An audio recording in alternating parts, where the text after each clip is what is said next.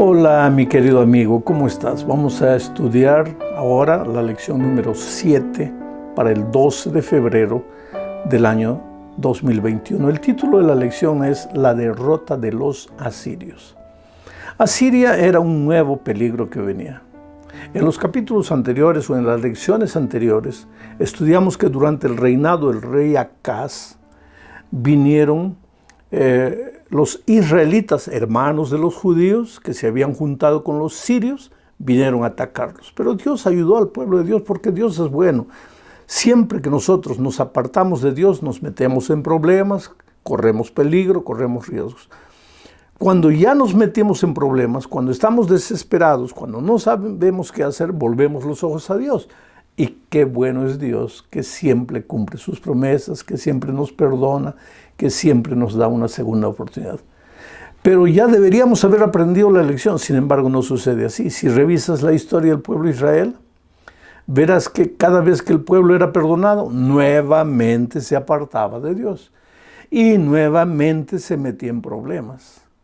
Ahora, querido, la historia de Israel no fue escrita para ser historia, ya lo dije muchas veces. Nosotros tenemos que sacar lecciones para nuestra vida. Es decir, los errores que cometió Israel, Judá en el tiempo pasado, que Dios nos ayude a no cometerlos hoy. Porque ¿para qué sucedió la historia? Justamente para enseñarnos lecciones.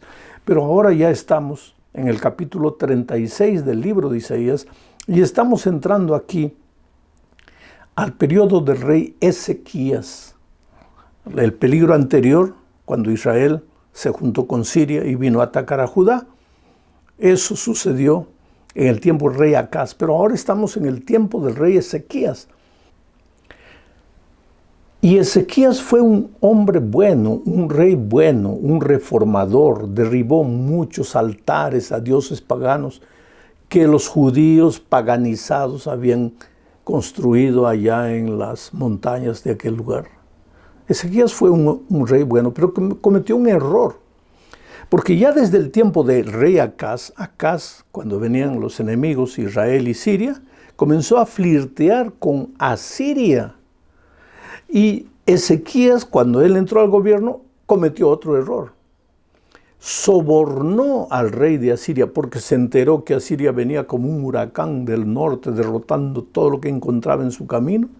Entonces sacó dinero del templo, sacó oro del templo y lo entregó a Senaquerib, el rey de Asiria, que ahora venía, a fin de comprar el favor. Pero querido, con dinero tú puedes comprar cosas, objetos, pero no puedes comprar respeto. Con dinero no puedes comprar cariño, amor. Esas cosas no se compran con dinero. Pero pues ese fue el error de Ezequías. Él quiso sobornar a Senaquerib, el rey de Asiria, para que no los tocase. Sin embargo, Senaquerib venía con un huracán. Estaba en una ciudad llamada Laquis, el ejército asirio viniendo para atacar Jerusalén. Y desde Laquis, Senaquerib envió un mensajero al Rabsaces.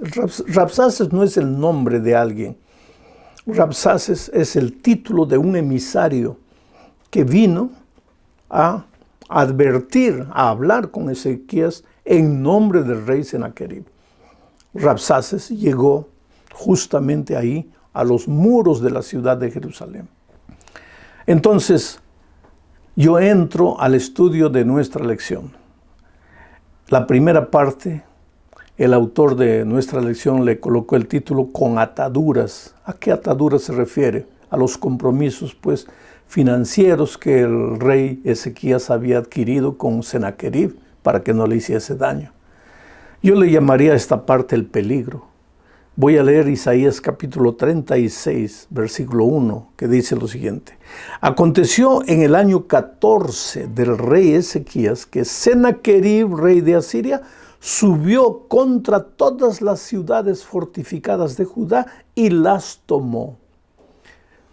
Senaquerib venía como un huracán, nada lo detenía. No solo tomó las ciudades fortificadas de Judá, sino que ya venía derrotando otros países, otras naciones. Todo el mundo estaba temblando con relación a Senaquerib. Entonces, cuando Rabsaces, enviado por Senaquerib, llegó a los muros de la ciudad, comenzó a gritar, comenzó a amenazar y comenzó a hablar en hebreo. Inclusive los emisarios que el rey Ezequías envió ahí a los muros para hablar con el Rabsaces, le dijeron: no nos hables en hebreo. Ustedes no hablan hebreo. ¿Por qué nos hablan en hebreo? Háblenos en arameo, que era el idioma del enemigo. Pero ¿por qué ellos hablaban hebreo sin hablar bien? Por un solo motivo: quería que todos los soldados, los guardias de Judá, entendieran las amenazas para que temblaran. Bueno, vamos a la segunda parte, que es la amenaza.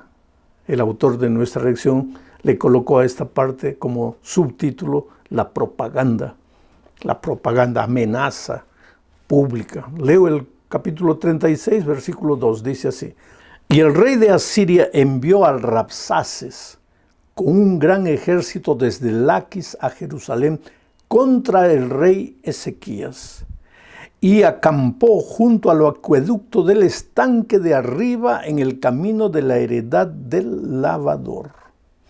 Ahora, yo no sé si te acuerdas que en una lección pasada yo expliqué que el final del acueducto, porque Jerusalén era rodeada por un acueducto, el final era donde el pueblo se reunía para recibir agua, el símbolo de la gracia de Cristo. Agua es vida, la gracia, la salvación. Ese lugar que debería ser lugar de salvación, ahora se volvió lugar de amenaza, lugar de propaganda psicológica para amedrentar al pueblo de Judá. Quiere decir, cuando el pueblo de Dios es fiel, recibe las bendiciones en el lugar de la gracia, en el lugar de las bendiciones. Pero cuando el pueblo de Dios se aparta de Dios, ese lugar que podría ser el lugar de la gracia, el lugar de las bendiciones, puede tornarse el lugar de la amenaza, del peligro. Ahora quiero hablar de la iglesia, porque es en el templo, es en la iglesia que nosotros nos congregamos, esperando recibir la gracia y la salvación de Dios. Ahí adoramos a Dios. Pero si nos alejamos de Dios y continuamos yendo a la iglesia con nuestro cuerpo, pero sin nuestro corazón, apenas por costumbre, por tradición, ese lugar ya no es lugar de gracia para nosotros. Ya no encontramos la salvación, al contrario, podemos confundirnos y pensar que porque vamos al templo ya estamos bien, y se puede tornar ese lugar un lugar de maldición en lugar de ser un lugar de bendición. Ahora leo el versículo 3. Luego salieron hacia él, hacia el Rabsaces, que estaba amenazando y gritando, amedrentando. Salieron Eliaquín, hijo de Hilcías, el administrador del palacio, Sebna, el escriba, y Joaj, hijo de Asaf, el cronista. Estos tres hombres llegaron hasta los muros. Estos tres eran judíos. ¿Quién los enviaba? El rey Ezequías. ¿Por qué? Porque el Rabsaces, representante de Sannaquerib, estaba ahí en los muros, junto al acueducto, amenazando, gritando. Entonces Isaías le dijo a estos tres: vayan allá y vean qué es lo que quiere. Yo le estoy pagando, le estoy dando dinero, ¿por qué está amenazando? Y entonces ellos llegan allá. Ahora, ¿por qué el pueblo de Asiria estaba amenazando a Judá? A pesar de que estaban recibiendo dinero, por un simple motivo: habían escuchado chismes. Los chismes son peligrosos. Los chismosos, a alguien se le ocurre decir una cosa, ya ahora con las redes sociales, entonces se vuelve como un reguero de pólvora, así, todo el mundo, y ya comienzan a creer que es verdad.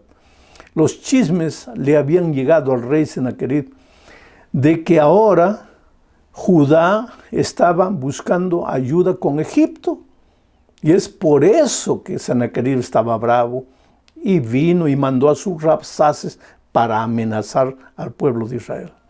Ahora, el Rabsaces llegó con dos preguntas cuando los tres representantes de Ezequías llegaron al muro y preguntaron: ¿pero por qué nos estás amenazando si estamos pagando?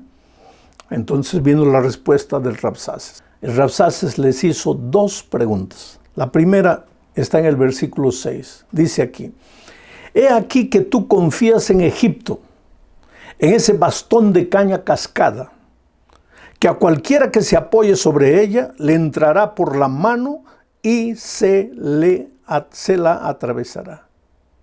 Primera acusación. Estamos viniendo aquí para derrotarlos a ustedes, para masacrarlos, porque ustedes han buscado ayuda con Egipto. ¿Por qué? ¿Ustedes creen que Egipto les va a hacer daño? ¿Les va a hacer alguna cosa en favor de ustedes? Y le llamó a Egipto pedazo de caña cascada, caña destruida. ¿Qué confías? Que el poder de Asiria en esos momentos era terrible. Sennacherib era un rey extraordinario, guerrero, tenía a Israel, a Judá, mandó 185,000 soldados. Miren, era mucha cosa, 185,000 soldados en aquellos tiempos. Entonces, ¿por qué estás confiando en Egipto? Primera acusación. Segunda acusación. ¿Y por qué confías en tu Dios? El versículo 7, voy a leer, mira, dice así. Pero si me dices, confiamos en el Señor nuestro Dios, ¿no es este aquel cuyos lugares altos y cuyos altares ha quitado Ezequías? Interesante, te voy a explicar.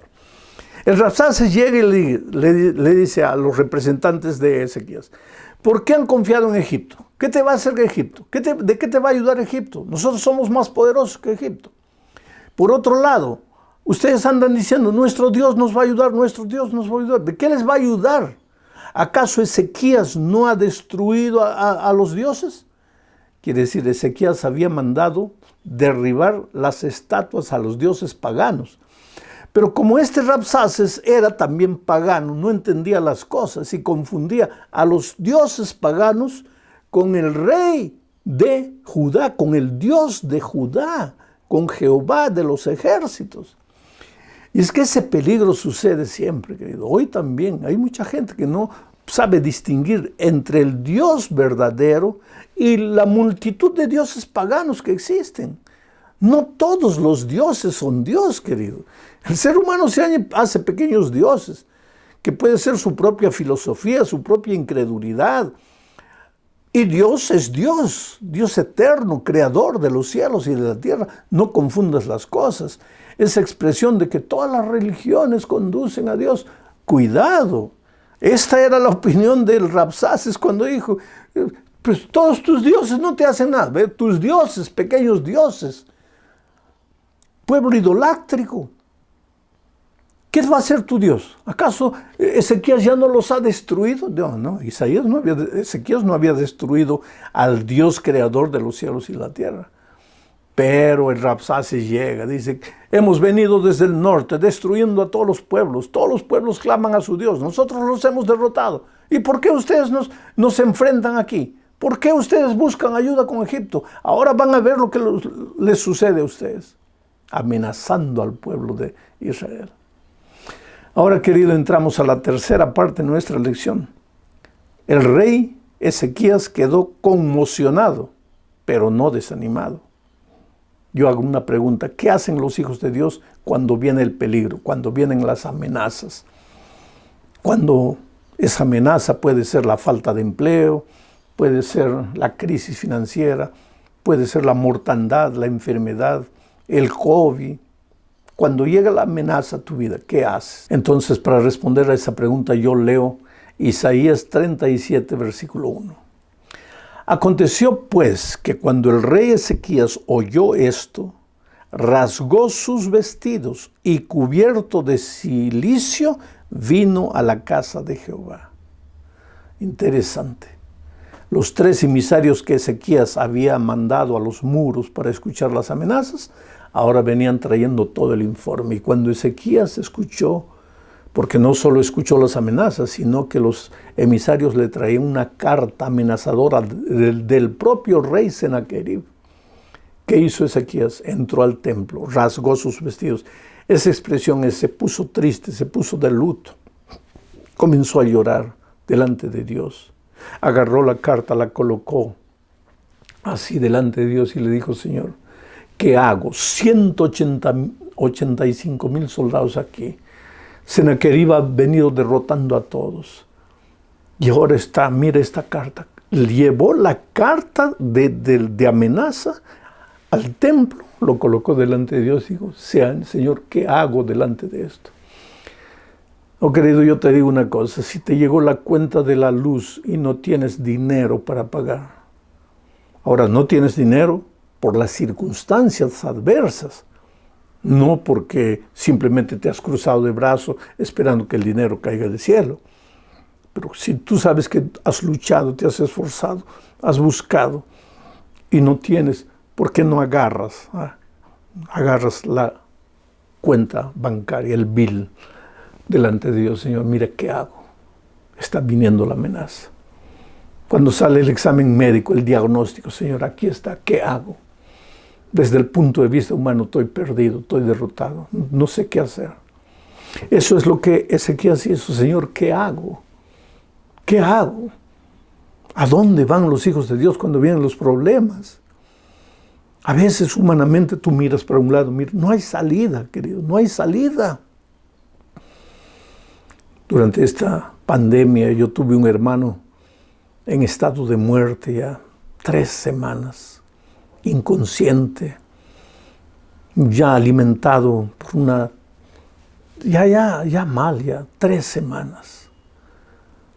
Y toda mi familia clamaba a Dios y decía, ¿qué hacemos? Desde el punto de vista humano, inclusive el hijo médico de él decía, mi padre está en una situación completamente difícil. Humanamente, yo pensaba en mi corazón, no hay salida.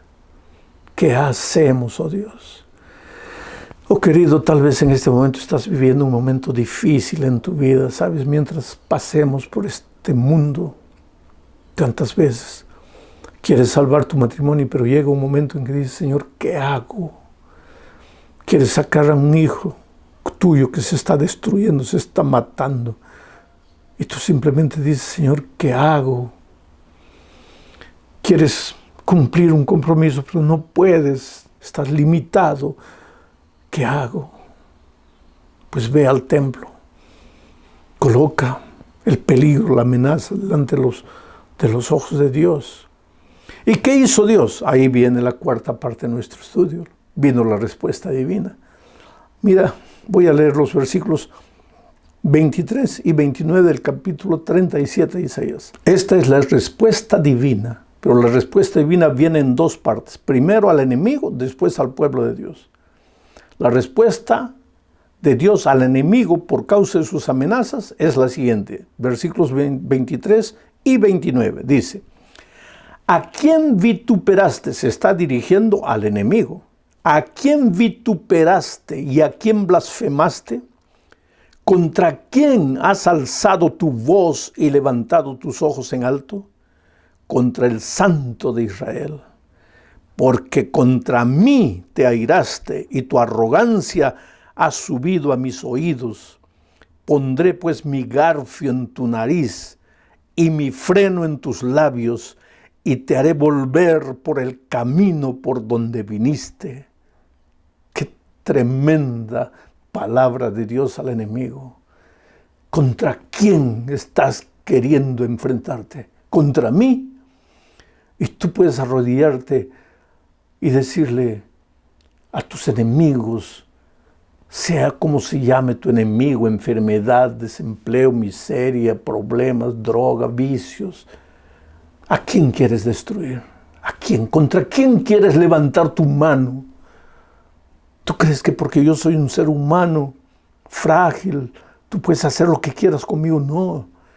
Yo tengo un Dios todopoderoso. ¿Contra quién te atreves? Y ahora mira la palabra de Dios al pueblo, porque esta primera palabra que leí es al enemigo, ahora viene al pueblo. Los versículos 33 al 36 del capítulo 37. Al pueblo de Dios, Dios le dice, por tanto así dice Jehová acerca del rey de Asiria. No entrará en esta ciudad, ni arrojará saeta en ella. No vendrá delante de ella con escudo, ni levantará contra ella baluarte. Por el camino por donde vino, volverá y no entrará en esta ciudad, dice Jehová. Y mira lo que dice a seguir. Y salió el ángel de Jehová y mató a 185,000 en el campamento de los asirios. Y cuando se levantaron por la mañana, he aquí que todo era cuerpo de muertos. Ese es el Dios todopoderoso que tenemos, queridos. Ahora, yo no sé si te das cuenta que Dios le dice, ellos, tus enemigos, le dice al pueblo de Dios, no levantarán una saeta contra ti. Una saeta. Y efectivamente se cumplió al pie de la letra porque el enemigo no levantó una saeta. Porque esa noche el ángel de Dios, el ángel de la muerte, acabó con todos. Y el pueblo de Israel entendió una vez más que su Dios era Dios todopoderoso y que no conocía derrota. Ahora entramos a la última parte del estudio y esta es una parte triste, querido. Porque el enemigo, Asiria, fue derrotado. Aprovechando la flaqueza de Asiria, una ciudad llamada Babilonia, que era del territorio de Asiria, dominada por Asiria, se comenzó a levantar. Una ciudad, una provincia. Esa provincia se comenzó a levantar, conquistó una ciudad aquí, conquistó la otra allá y se fue levantando y dominó al poder asirio, lo sacó del escenario y se volvió el gran imperio babilónico representado en la estatua de Daniel como la cabeza de oro. Y después al comando de Nabucodonosor vino y destruyó Jerusalén. Pero antes de todo eso, el rey babilonio mandó emisarios cuando escuchó. Te voy a explicar la situación. Durante el sitio, durante la amenaza, el peligro que traía Sennacherib, que envió a sus Rabsaces para amenazar al pueblo de Dios, Ezequías el rey estaba enfermo, ya estaba enfermo. Y con la presión, con el estrés, con las amenazas, se quedó mucho más enfermo todavía. Y los médicos ya no encontraron remedio para él. Y aunque pasó el peligro, aunque los 185,000 soldados en Sennacherib murieron, él también estaba a la orilla de la muerte, después de la victoria. Y entonces Isaías le dijo, Sennacherib, Dios me ha dicho que arregles tu vida, arregles tus cosas, porque vas a morir. Tú conoces la historia. El tiempo se nos está acabando, yo no voy a contar toda la historia. Pero el rey Ezequías lloró, clamó a Dios, oh Señor, por favor, ayúdame, no quiero morir, no quiero morir. Yo creo que Ezequías era como nosotros, a veces nos llega la hora de la muerte y no, Señor, no quiero morir, no quiero morir. Yo no quiero decir que los cristianos debemos buscar la muerte, debemos ser prudentes, sensatos, debemos buscar la vida, Dios es Dios de vida, pero vamos a decir, un hombre con mi edad, ya viví todo lo que tenía que vivir, ya trabajé para Dios, ya hice alguna cosa en mi vida, ya dejé un mensaje escrito, un mensaje grabado. Si Dios me dice a través del médico, tienes 15 días de vida, ¿por qué no agradecer a Dios por todo lo que me dio y descansar? Pero el ser humano es apegado a la vida. No quiero morir, no quiero morir. Y Dios le dio la oportunidad de vivir 15 años más. Durante esos 15 años, y como prueba de que iba a vivir, de que Dios iba a cumplir su promesa con él, Dios hizo retroceder el sol 10 grados. Esa fue la mayor prueba para Ezequías de que Dios iba a cumplir su promesa y que él iba a vivir. Y él vivió, resucitó, salió de ese peligro. Pero entonces los babilonios, que ya eran un poder que se estaba levantando, mandaron mensajeros. ¿Para qué? Para escuchar las grandes cosas que Dios había hecho en Judá con el rey Ezequías. Y el rey Ezequías, en lugar de hablarles del poder maravilloso de Dios, les mostró las riquezas del templo. Y cuando los emisarios volvieron a Babilonia, dijeron, mira, Judá tiene mucho dinero y se nos puede armar con todo ese dinero. Entonces, si queremos derrotarlos un día, tenemos que invadirlos ahora y quitarles todo el dinero. Y efectivamente fue así. Los babilonios después vinieron al mando de Nabucodonosor, derrotaron, destruyeron la ciudad, se llevaron todo el oro, todo el dinero. Quiere decir, Durante la amenaza de Sennacherib, Dios hizo prodigios y maravillas. Cuando el orgullo, la soberbia se le subió al corazón de Ezequías, el enemigo ahora como Babilonia viene y lo acaba completamente. La historia del pueblo de Israel fue triste y vuelvo a repetir, ¿qué lecciones sacamos para nosotros? ¿Cómo está tu vida? ¿Tu Dios es un Dios de milagros? ¿Necesitas un milagro en tu vida? Clama a Dios. Dios es un Dios de milagros. Dios ya ha hecho un milagro en tu vida, entonces ¿para qué hizo ese milagro? ¿Qué vas a hacer con el milagro que Dios operó en tu vida? Sé un hombre de gratitud, una mujer grata, agradece a Dios. Coloca tu vida en las manos de Dios, sé usado por Él. Que Dios te bendiga.